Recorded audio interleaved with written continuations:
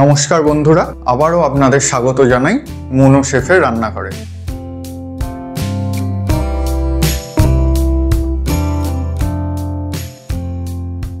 আগের ভিডিওতে আমি আপনাদের দেখিয়েছিলাম শ্রাবণ মাসের জন্য স্পেশাল ভেজ তন্দুরি স্টাইল পনির।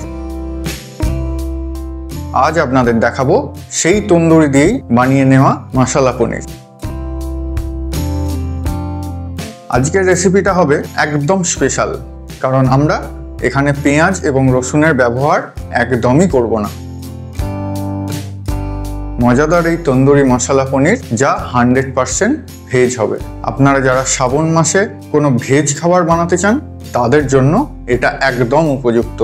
এই রেসিপিতে মশলাদার স্বাদ থাকবে আর রান্নাটাও একেবারে সহজ এবং কালারফুল। আপনারা যদি চান নতুন স্বাদ, নতুন টুইস্ট, তাহলে পুরো ভিডিওটা দেখে ফেলুন।